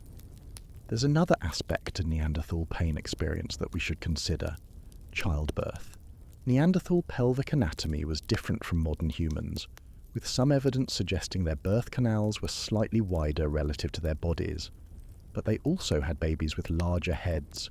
Remember, Neanderthal brains were big, and babies were born with proportionally larger heads than modern human newborns. Childbirth has always been dangerous and painful, but for Neanderthal women giving birth without modern medical support, pain relief, or intervention, it would have been exceptionally brutal. And given the high mortality rates in Neanderthal populations, women who survived to adulthood probably gave birth multiple times, repeatedly facing this ordeal. The fact that Neanderthals sustained their population for hundreds of thousands of years, despite all these sources of pain and injury, speaks to a kind of collective toughness that's hard to fathom. Every generation produced individuals tough enough to survive the brutal gauntlet of Ice Age life. Every generation included people who endured injuries that would hospitalize modern humans, who kept going despite chronic pain, who passed their knowledge and genes to the next generation. But here's the tragic aspect of this toughness. It might have actually contributed to their extinction. Modern humans, being more fragile, had stronger selective pressure to develop technologies and strategies that reduced injury and pain. We invented better weapons, better hunting strategies, better medical knowledge precisely because we needed them more urgently. Neanderthals were tough enough that they could sustain their brutal lifestyle for millennia without needing to innovate as desperately. Their toughness was both their triumph and their tragedy, magnificent in its own right, but ultimately a dead end when faced with competitors who compensated for weakness with innovation. Chapter 6. Growing up in a world that wants you dead. Let's talk about Neanderthal childhood, because if you think, adulthood was brutal. The early years were a masterclass in natural selection operating at its harshest. Being born as a Neanderthal meant entering a world with no safety nets, no hospitals, no pediatric care, and no certainty that you'd make it to your next birthday. Childhood mortality was probably devastatingly high, though we have limited skeletal evidence of children since their bones preserve less well than adults. Neanderthal babies were born different from modern human babies in ways that shape their entire developmental trajectory. First, they were probably slightly larger at birth, bigger heads, more robust bodies, which made childbirth even more dangerous for mothers. But once born, they entered a growth pattern that diverged significantly from modern humans. Modern human infants are remarkably helpless at birth, requiring constant care for months before they can even lift their heads effectively. This extended helplessness is the trade-off for our complex brains. We're born essentially premature compared to other primates, because our heads would be too large to pass through the birth canal if we gestated longer. We do most of our brain development outside the womb. Neanderthal babies followed a different pattern. Evidence from dental development, which fossilizes well and provides a reliable age marker, suggests Neanderthal children developed faster than modern humans. Their teeth erupted earlier, they reached milestones more quickly, and they probably reached physical maturity at younger ages. This faster development meant shorter childhoods. Where modern humans have an extended period of dependency and learning, childhood can stretch into the teens before full independence. Neanderthals compressed this period. They grew up faster because they had to. In environments where mortality was high and lifespans short, evolution favored getting to reproductive age quickly. But faster development came with costs. A shorter childhood means less time for learning, less opportunity to acquire complex knowledge from adults, less time to develop the sophisticated social skills that modern humans possess. Remember, modern human extended childhood is thought to be crucial for our culture's complexity. We have years to learn language, social norms, technical skills, and accumulated knowledge. Neanderthal children had less of this buffered learning time. They probably started contributing to group survival earlier, gathering plant foods, helping process hides, learning to make tools while still quite young. By the time a Neanderthal child was 10 or 12, they were probably expected to participate in subsistence activities that modern children of equivalent ages would be utterly unequipped to handle. The archaeological record provides some glimpses into Neanderthal childhood. Small stone tools made with less skill than adult versions suggest children were learning and practicing tool making. Some sites show small bones from animals that might have been caught by children practicing hunting skills. Rabbits, birds, small prey that wouldn't have been primary food sources, but could serve as training targets. But childhood, learning must have been harsh and unforgiving. You couldn't afford to make many mistakes when those mistakes could mean injury or death. A modern child learning to use tools might cut themselves occasionally. It's unfortunate but not catastrophic with modern first aid. A Neanderthal child cutting themselves while learning to work with sharp stone could develop a life-threatening infection with no antibiotics to save them. Evidence from Neanderthal children's remains shows that injuries and illness were common even at young ages. Some children's bones show signs of nutritional stress, periods when food was scarce and growth was stunted temporarily. These represent times when the entire group was struggling, and children, with their high metabolic needs for growth, were particularly vulnerable. Weaning must have been a particularly dangerous time. Modern studies of hunter-gatherer populations show that weaning is often when childhood mortality spikes. The transition from nutritious breast milk to solid foods exposes children to new pathogens, and their immune systems face new challenges. For Neanderthal children weaning onto a diet of tough meat and whatever plant foods were available, the transition would have been difficult.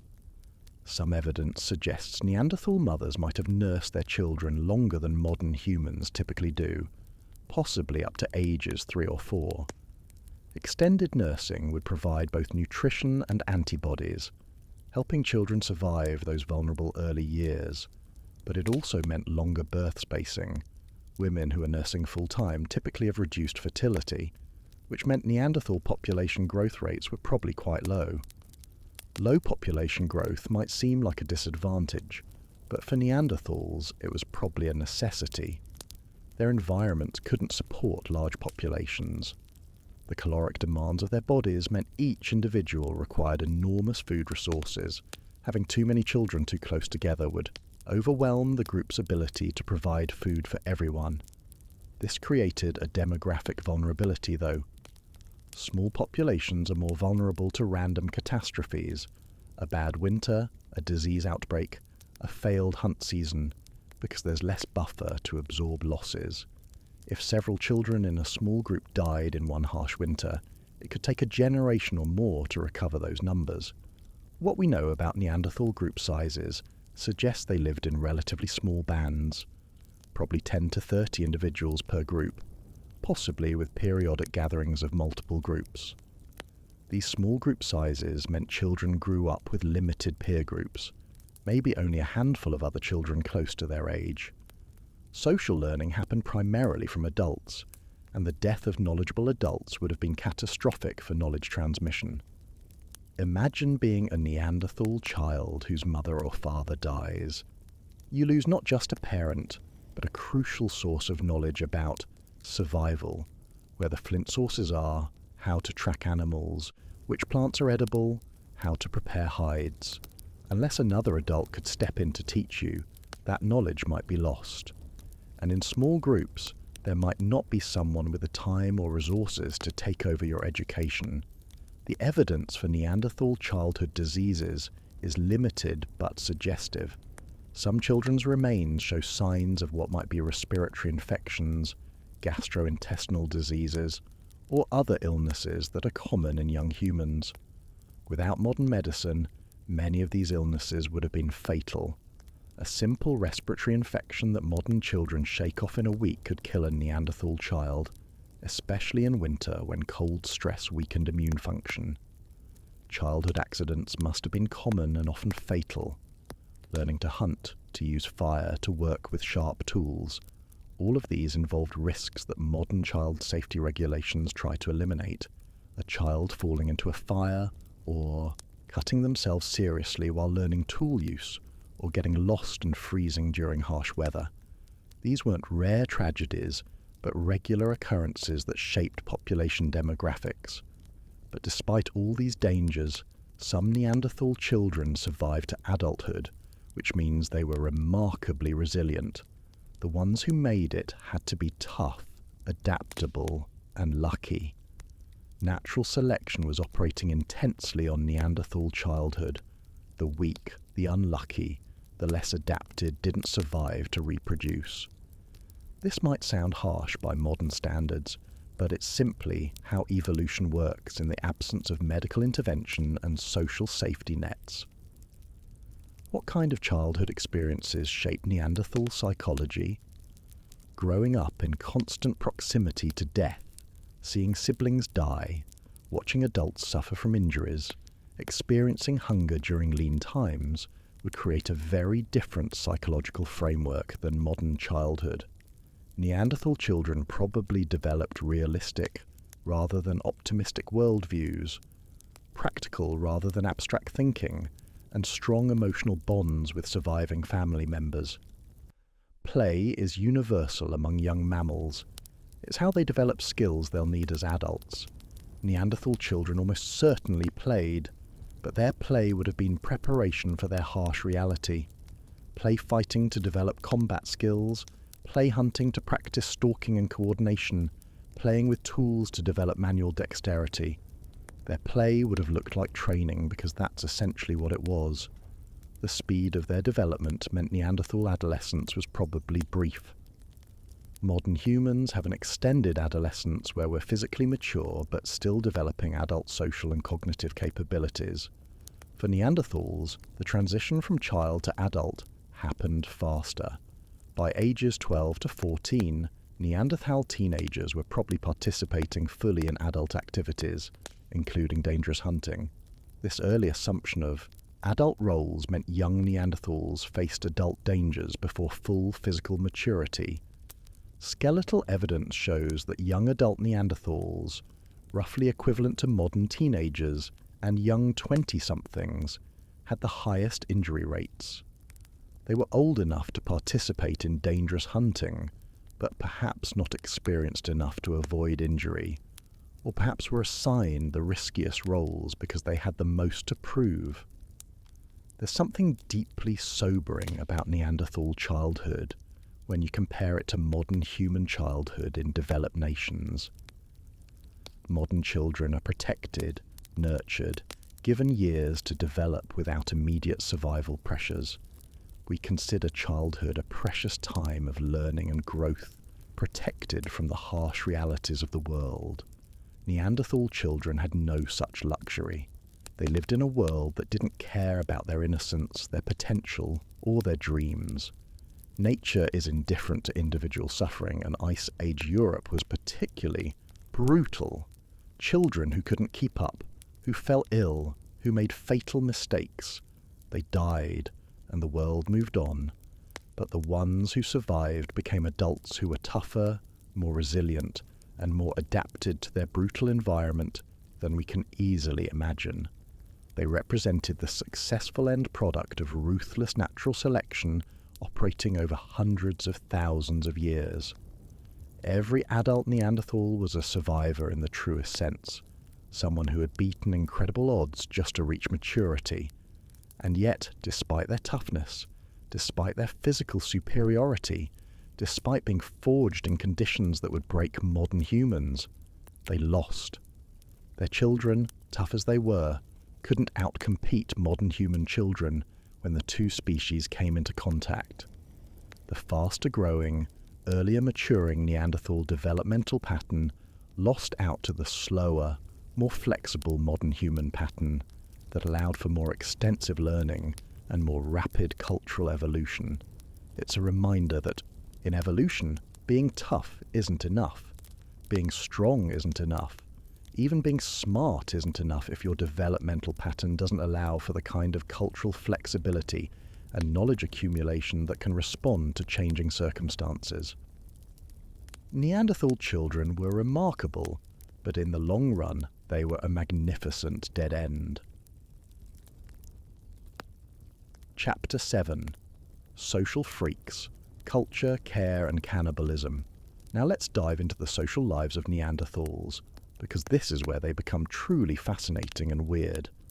For a long time, popular culture portrayed Neanderthals as brutish loners, incapable of complex social behavior. Modern evidence has completely demolished this stereotype, revealing a species with sophisticated social structures, cultural behaviors, and emotional depths that force us to reconsider what it means to be human. But Neanderthal social life was also marked by practices that seem bizarre or disturbing from our modern perspective, and their social, Networks operated under constraints that would eventually prove fatal when faced with competition from modern humans. They were social freaks in both the best and worst senses, remarkably sophisticated in some ways, but limited in others that mattered for long-term survival. Let's start with the evidence for Neanderthal compassion and care, because it's some of the most moving archaeological evidence we have. We've already mentioned individuals like the Shanidar 1 specimen, who survived severe disabilities with obvious support from their group. But this wasn't an isolated case. Multiple Neanderthal skeletons show evidence of survived injuries or conditions that would have required care from others. One elderly Neanderthal from La Chapelle-aux-Saints in France was essentially toothless. His teeth had fallen out or been lost, and his jaw had resorbed. He couldn't have eaten tough meat without help. Someone had to pre-chew his food or prepare it in ways that made it soft enough for him to consume. And yet, he lived for years in this condition, meaning his group valued him enough to provide this ongoing care. This kind of care is costly in caloric and time terms. It makes sense from a modern ethical standpoint. We care for our elderly and disabled. But for Neanderthals living on survival's edge, it represented a significant group investment. The fact that they made this investment repeatedly across different populations and time periods suggests it was a stable part of their social behavior, not occasional anomalies. Why care for individuals who couldn't contribute to survival tasks? Modern researchers have several theories.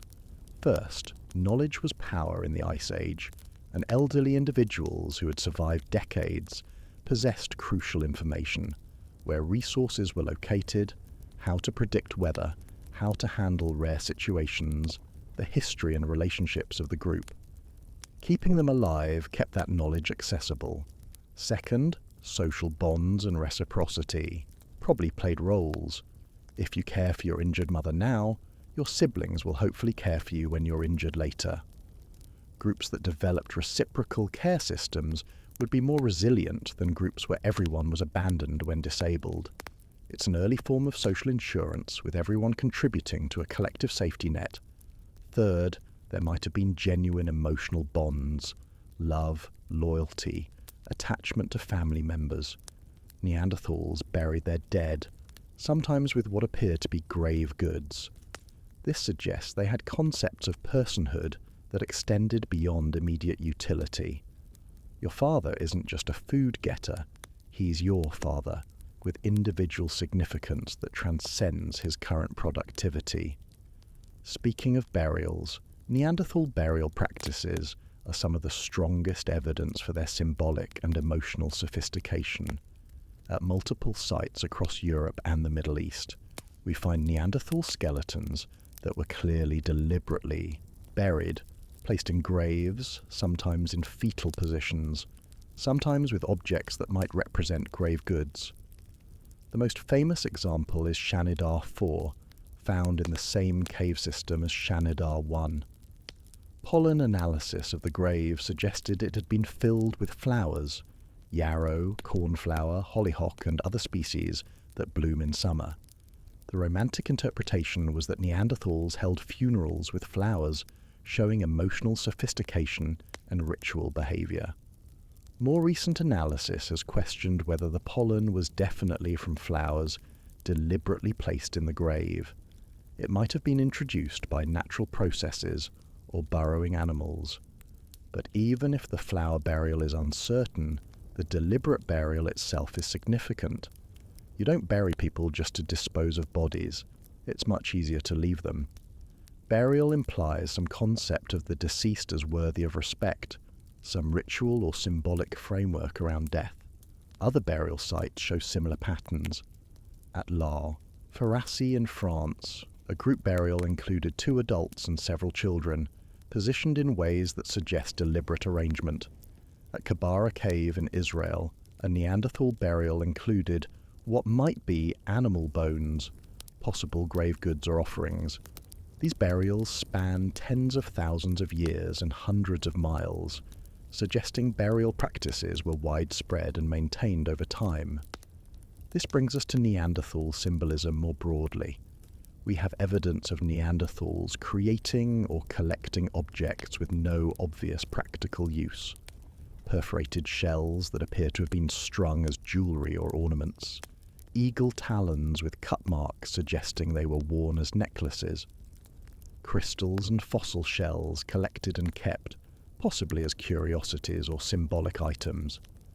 Some sites show evidence of pigment use, ochre and manganese dioxide ground into powder, which could have been used for body decoration, artwork, or ritual purposes. One site in Spain showed what might be a painted seashell, with red ochre, potentially one of the earliest examples of intentional art, though the interpretation is debated. The famous Brunicle cave structures we mentioned, stalagmites broken and arranged in circles deep inside a cave system, remain mysterious. Were they ritual sites, meeting places, symbolic constructions meant to mark territory or status? We don't know, but they clearly took significant effort to create and served no obvious survival function. All of this evidence paints a picture of Neanderthals with inner lives, symbolic thought, and cultural practices beyond mere survival. They weren't the brutish automatons of old stereotypes. They were people, in a very real sense, with thoughts and feelings and social bonds that mattered to them. But here's where Neanderthal social behaviour becomes disturbing and freakish in darker ways. At several sites, we have evidence that Neanderthals practiced cannibalism. Not just occasional or ritual cannibalism, but what appears to be nutritional cannibalism, eating other Neanderthals for food during desperate times. The site at Moulin-Guercy in France shows Neanderthal bones with cut marks, percussion damage from marrow extraction, and burning patterns identical to those on animal bones from the same site. The individuals were butchered and consumed like any other food source. Similar evidence comes from El Cidrón in Spain, Krapina in Croatia, and other sites. This is disturbing to modern sensibilities, but we need to understand it in context. These were probably cases of extreme starvation, situations where groups face the choice between death and consuming their dead. In some cases, the evidence suggests the cannibalized individuals might have already been dead from other causes, opportunistic use of corpses during desperate times rather than murder for food. But it's also possible some cases represent violence between groups, rival Neanderthal bands killing and eating each other. Competition for resources could have been fierce, especially during climate downturns when food became scarce. If you view another group as competitors for limited prey animals, and your own group is starving, the brutal mathematics of survival might lead to dark places. This kind of violence suggests Neanderthal social bonds were strong within groups, but potentially hostile between groups. This would align with what we know about their small population sizes and limited territories, strong in-group loyalty, potential out-group hostility. It's a social pattern seen in many animals, including modern humans under certain conditions. Neanderthal group sizes and social networks were probably quite limited compared to modern humans. Evidence suggests they lived in small bands of perhaps 10 to 30 individuals, with occasional meetings between bands for mate exchange and social interaction.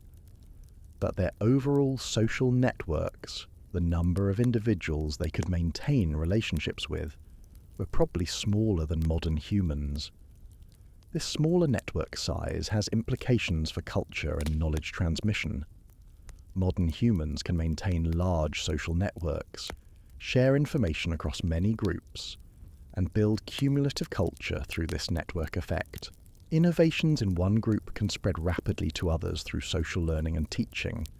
Neanderthals, with their smaller networks, would have experienced slower cultural diffusion. An innovation in one group might take generations to spread to others, if it spread at all. Knowledge could be lost if the individuals who held it died before passing it on, because there were fewer redundant holders of information in small networks. This might explain why Neanderthal culture was relatively stable over long time periods. While modern human culture shows rapid change and regional diversity, Neanderthal tool traditions remained fairly consistent across space and time. They made sophisticated tools, but the designs didn't evolve quickly or diversify much. Their smaller social networks might have prevented the rapid innovation and cultural evolution that characterized modern human populations. Language likely played a role in social complexity. If Neanderthals had language, even rudimentary language, it would have enabled complex social coordination, teaching, and cultural transmission. But if their language was simpler than modern human language, less grammar, smaller vocabulary, less capacity for abstract expression, it would have limited their ability to transmit complex ideas across individuals and generations. We'll probably never know exactly how Neanderthals communicated, but their social behaviours suggest they could coordinate actions, share information, and maintain social bonds across time. Whether they did this through language, elaborate gesture systems, or some combination is lost to time. What we know is that their communication, whatever form it took, was sufficient for their lifestyle, but perhaps not for competing with modern humans, who arrived with more sophisticated linguistic abilities. Neanderthal social dynamics around mating and reproduction were probably complex. Genetic evidence from Neanderthal remains shows they had relatively small effective population sizes and evidence of inbreeding in some populations. This suggests groups were sometimes isolated, mating within limited populations even when it caused genetic problems. Some groups show what geneticists call founder effects, patterns suggesting small numbers of individuals founding new populations, carrying limited genetic diversity with them. This happens when groups are isolated and small, when gene flow between populations is limited. Over time, genetic problems accumulate, increased rates of birth defects, reduced fertility, vulnerability to diseases. Modern humans avoided many of these problems through larger population sizes and more extensive mate exchange networks. We maintain genetic diversity by interacting with more distant groups, incorporating new individuals into populations, and maintaining gene flow across larger geographic areas. Neanderthals, more isolated and territorial, didn't have this same buffering against genetic problems. There's evidence that when modern humans and Neanderthals did meet and interbreed, which genetic evidence proves happened, the hybrid offspring faced some challenges. Many Neanderthal gene variants we carry today seem to have been selectively disadvantageous, gradually being bred out of modern human populations over time. This suggests genetic incompatibilities, though some Neanderthal genes did provide benefits and have been maintained. Neanderthal social behaviour around child rearing was probably collective to some degree. With children developing faster and facing high mortality, having multiple adults invested in each child's survival would make sense. Grandmothers, aunts, older siblings all might have contributed to raising children, spreading the burden and ensuring knowledge transmission even if biological parents died. This kind of collective child rearing is common in hunter-gatherer societies and makes perfect sense in high mortality environments. It creates redundancy. If one caregiver dies, others can step in. It also frees up some adults for other tasks while children are being supervised. In Neanderthal groups where every adult contribution mattered for survival, efficient task distribution would have been crucial. But collective care also requires social trust and cooperation. It requires individuals to invest in children that aren't their own genetic offspring, betting on reciprocity and group cohesion. The fact that Neanderthals probably practiced this suggests they had the social-emotional capacity for altruism, cooperation, and delayed reciprocity, all markers of complex social cognition. Yet despite all this social sophistication, Neanderthals went extinct while modern humans flourished. Their social networks, while complex and emotionally rich, weren't extensive enough. Their cultural transmission, while present, wasn't efficient enough. Their group sizes, while functional, weren't large enough to buffer against demographic and environmental shocks. They were social freaks, sophisticated enough to bury their dead with flowers, to care for the disabled for years, to create symbolic objects and practice rituals. But they were also limited by social network constraints that modern humans overcame through different social strategies. In the end, being individually caring wasn't enough. You also needed to be extensively connected, part of large networks that could share innovations, support each other through disasters, and maintain viable populations even when local groups failed. Neanderthals teach us that social sophistication isn't binary. You're not either social or not social.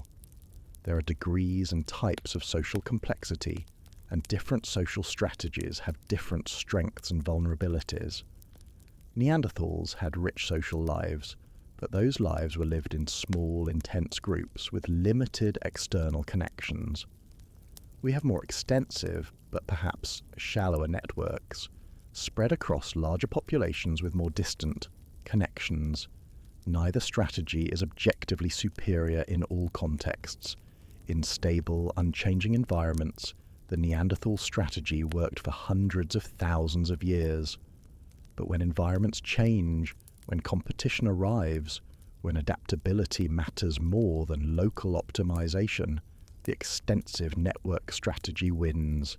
And that's exactly what happened when modern humans entered Europe, bringing with them not superior bodies or brains, but superior social networks and cultural flexibility.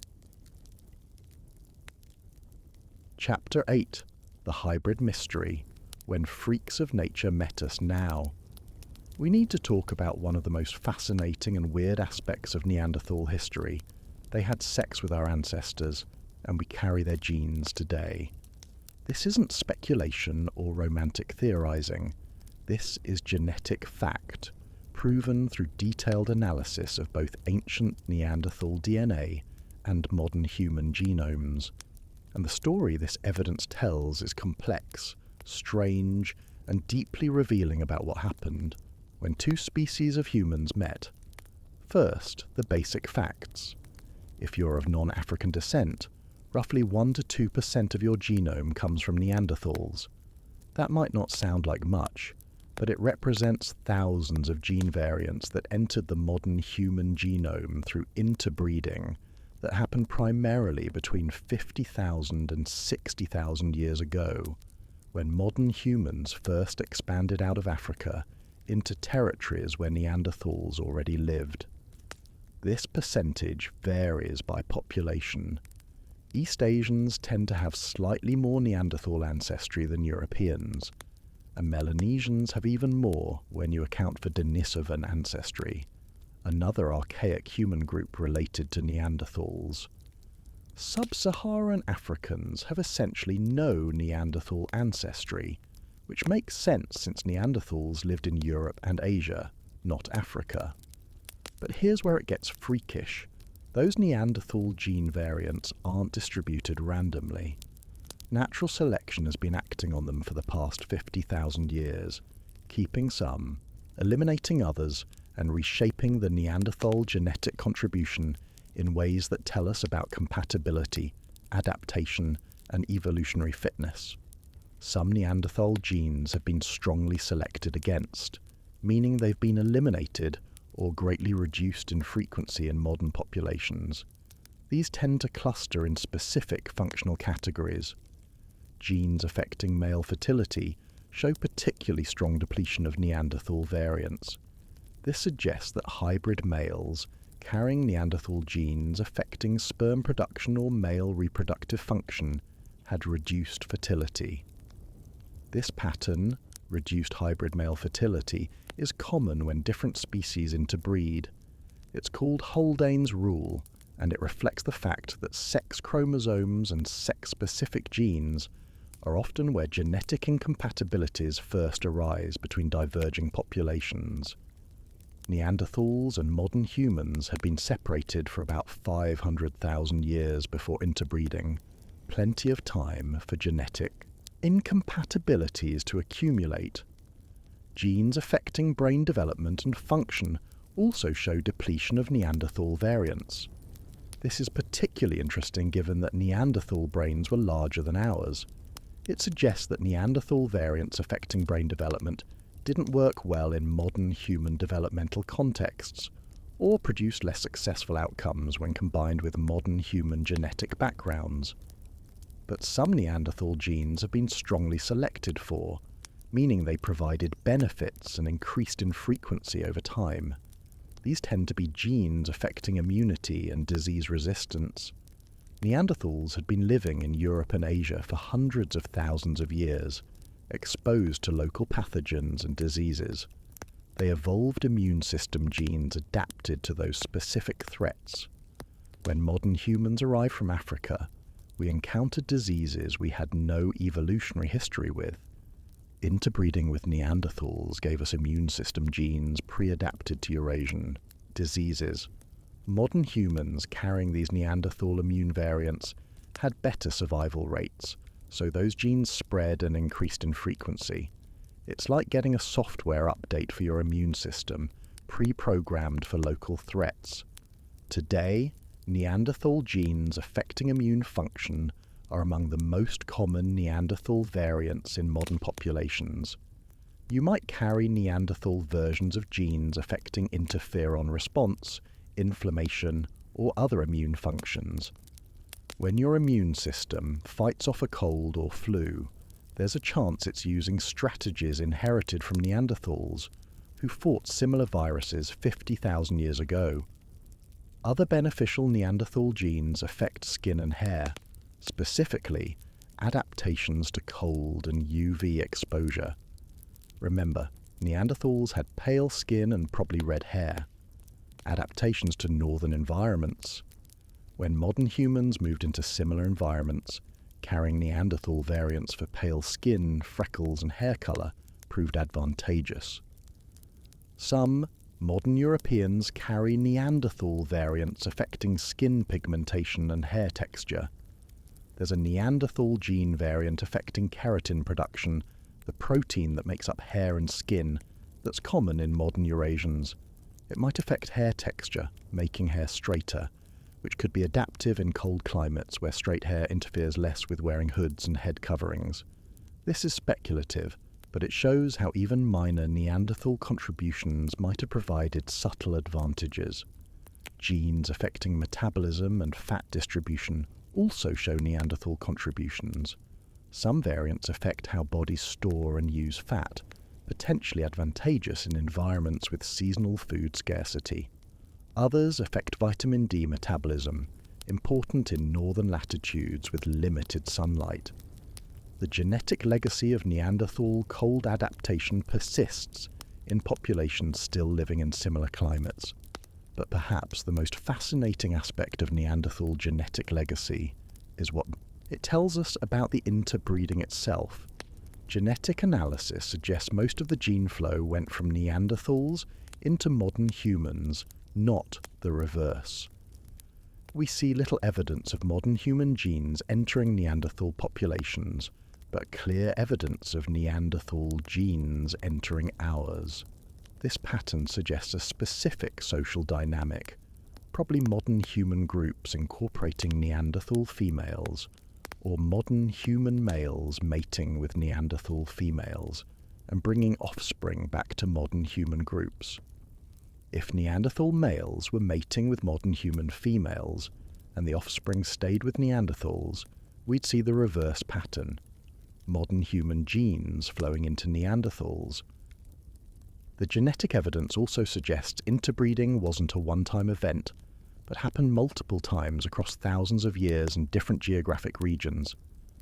Different modern human populations carry slightly different sets of Neanderthal genes, suggesting they acquired them from different Neanderthal populations at different times. It wasn't a single population mixture, but ongoing contact and gene exchange across a broad front. This makes sense given the timeline. Modern humans entered Europe and Asia around 50,000 to 60,000 years ago.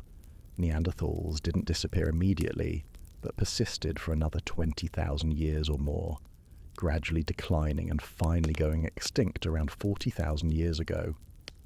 During that overlap period, the two species lived in proximity, hunted similar prey, used similar tools, and apparently occasionally interbred. But here's where things get strange and disturbing from a modern perspective. The evidence suggests that most hybrid offspring probably had lower fitness than pure modern humans, meaning they were less successful at surviving and reproducing. This isn't unusual when species interbreed. Genetic incompatibilities often reduce hybrid fitness. The strongest evidence for this is the pattern we mentioned: Neanderthal genes affecting male fertility and brain development being selected against. If hybrid males were subfertile, or if hybrid individuals had developmental problems, most Neanderthal genetic material would be gradually eliminated from modern populations even as some beneficial variants were retained. This suggests the interbreeding, while it happened, produced offspring that were often at disadvantages. Some variants provided benefits and spread, but overall, being of mixed Neanderthal modern human ancestry was probably not advantageous. Natural selection gradually purged most Neanderthal DNA while retaining specific beneficial chunks. The geography of Neanderthal ancestry is also revealing. As modern humans spread across the world after leaving Africa, they took their Neanderthal ancestry with them. When modern humans reached the Americas, Australia, and remote Pacific islands, they brought Neanderthal genes to places Neanderthals themselves had never been. Neanderthals, who never left Europe and Western Asia, have genetic descendants on every continent, but that genetic legacy is also being slowly eroded. Each generation, natural selection acts on Neanderthal variants, removing slightly more of the disadvantageous ones. 50,000 years ago, modern humans in Europe probably had 3 to 6% Neanderthal ancestry, much higher than today's 1 to 2%. Over time, that percentage has declined as selection removed variants that didn't work well in modern human genetic contexts. Researchers call these regions of the genome Neanderthal deserts, chunks of our chromosomes where Neanderthal ancestry is almost completely absent, even though we'd expect to see it based on random inheritance. These deserts mark genetic regions where Neanderthal variants were so disadvantageous that natural selection eliminated them almost entirely. The existence of these deserts tells us that while Neanderthals and modern humans could interbreed and produce offspring, we were at the edge of biological compatibility. A bit more genetic divergence and interbreeding might have been impossible. A bit less, and we might have merged into a single population rather than one replacing the other. This brings up one of the great mysteries. Did interbreeding with modern humans contribute to Neanderthal extinction? There's a controversial hypothesis called extinction by hybridization that suggests Neanderthals didn't go extinct, but were absorbed into the modern human population through interbreeding. The genetic evidence argues against this simple version. If Neanderthals were simply absorbed, we'd expect much higher levels of Neanderthal ancestry than we see, maybe 20 to 30% instead of 1 to 2%. We'd also expect to see modern human genes in late Neanderthal populations, which we don't. Instead, the pattern suggests limited interbreeding with most Neanderthal populations declining to extinction without significant genetic mixing. But interbreeding might have played a subtler role. When small Neanderthal populations interbred with larger modern human groups, Neanderthal genes might have flowed into the modern human population while Neanderthals themselves declined. This would reduce Neanderthal population size and genetic diversity, making remaining populations more vulnerable to extinction from other causes. Think of it like a small business being gradually absorbed by a large corporation. Employees jump ship to the bigger company, taking their skills and knowledge with them. while the small business becomes less viable and eventually closes. The skills persist in the larger company, but the small business itself disappears. We also need to consider what the interbreeding might have meant socially and culturally. Were these consensual relationships forced? Did hybrid children grow up in Neanderthal or modern human groups? Were they accepted or marginalized? We can't know for certain, but the genetic patterns suggest most hybrid lineages were incorporated into modern human populations rather than Neanderthal ones. Some researchers have suggested that cultural exchange might have accompanied genetic exchange.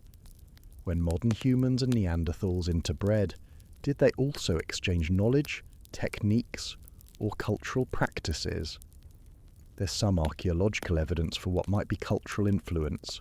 Neanderthal sites from the late period sometimes show tools and ornaments similar to those made by early modern humans.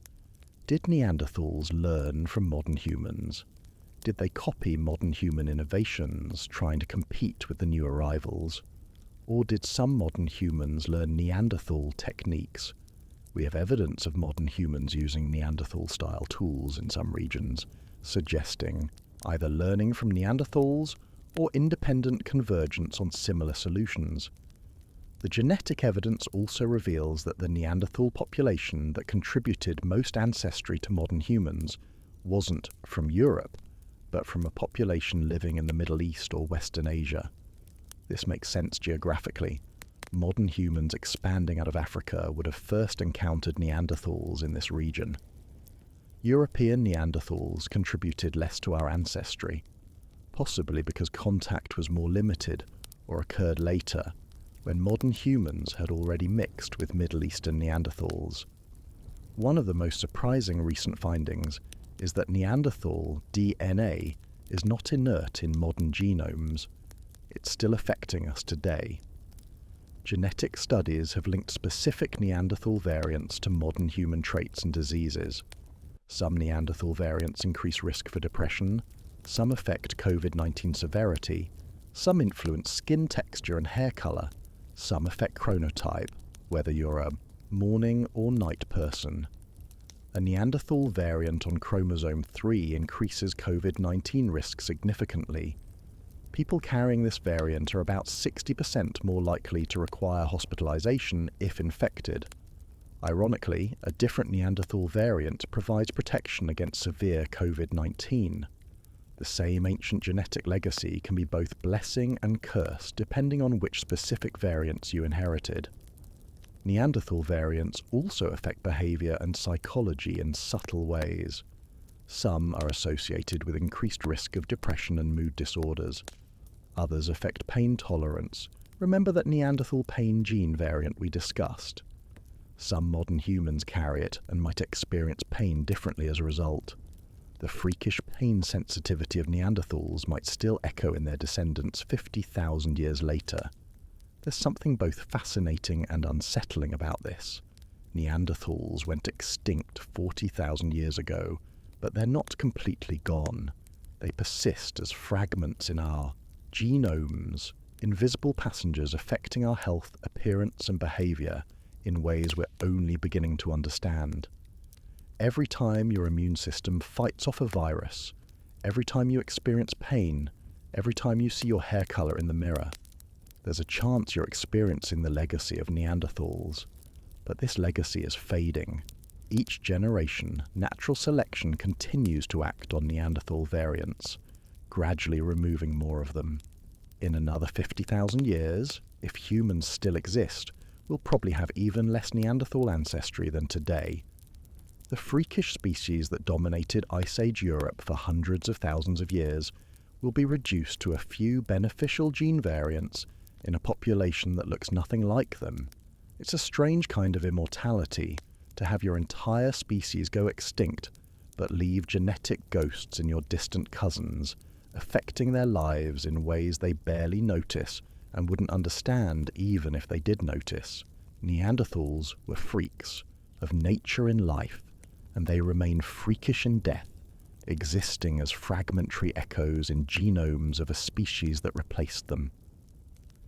The interbreeding between Neanderthals and modern humans represents one of the most significant events in human evolution, a mixing of two distinct human lineages that had been separated for 500,000 years, producing offspring that carried forward traits from both.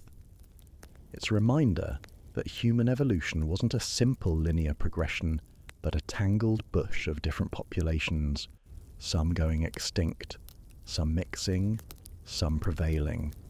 And it raises profound questions about what it means to be human, about species boundaries, about how we define ourselves and others. Neanderthals could interbreed with us, suggesting we were the same species by some definitions. But they also went extinct while we survived, suggesting we were different enough that coexistence was impossible. They were us, and yet they weren't. Familiar, yet alien. Human, yet not quite. Freaks of nature who became part of our nature.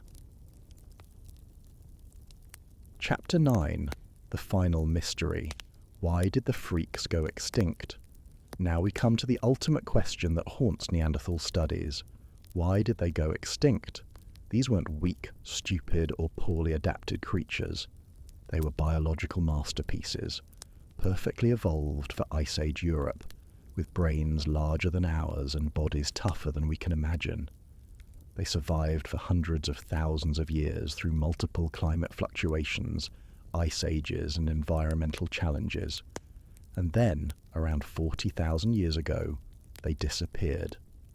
The truth is, we don't know exactly why with certainty, but we have a collection of factors, each of which probably contributed to their demise, and together they paint a picture of a magnificent species that was too specialized, too limited, and too unlucky to survive when conditions changed and competition arrived. Let's start with the most obvious factor, modern humans. We arrived in Europe around 45,000 to 50,000 years ago, and within 10,000 years, Neanderthals were gone. This correlation is hard to ignore, but correlation doesn't prove causation, and the exact mechanism of how our arrival led to their extinction is debated. The simplest theory is direct competition for resources. Both species hunted similar prey, used similar caves for shelter, and needed similar resources to survive. When modern humans arrived, they competed with Neanderthals for food, territory, and resources. Given that Ice Age Europe couldn't support unlimited populations, this competition had consequences. Modern humans might have had several advantages in this competition. Our more efficient long-range hunting technology meant we could kill prey with less risk and less energy expenditure. Our more extensive social networks meant we could share information about resource locations and cooperate across larger groups. Our more flexible cognition might have allowed us to adapt to changing conditions faster. Over time, these small advantages would compound. Modern human groups would be slightly more successful at hunting, would lose fewer hunters to injuries, would have slightly higher reproductive success. Neanderthal groups would be pushed into marginal territories, would experience higher mortality, would see their populations decline, but it probably wasn't instant or dramatic. The archaeological record shows that Neanderthals and modern humans coexisted in Europe for thousands of years, sometimes in very close proximity. Some sites show layers with Neanderthal tools followed by layers with modern human tools, suggesting the same locations were used by both groups at different times. This doesn't sound like violent conflict and genocide. It sounds like gradual displacement, with Neanderthals slowly losing ground over millennia. Not a war, but a long, slow decline, as they were outcompeted in ways that might not have been obvious to individuals on the ground, but were inexorable. Over generations, disease might have played a role. When modern humans arrived from Africa, we potentially brought diseases that Neanderthals had no immunity to. We know this pattern from historical human populations. When Europeans arrived in the Americas, they brought diseases that devastated Native American populations who had no evolved immunity. Something similar might have happened with Neanderthals. Ironically, the interbreeding we discussed might have made this worse for Neanderthals. If diseases spread through interbreeding populations, Neanderthals would have been exposed to African diseases, while modern humans gained some immunity to Eurasian diseases through Neanderthal genes. The genetic exchange that benefited modern humans might have been catastrophic for Neanderthals. In studying them and understanding what they were and why they went extinct, we can learn something about ourselves, about our strengths and weaknesses, our adaptability and vulnerabilities, our place in the long story of human evolution.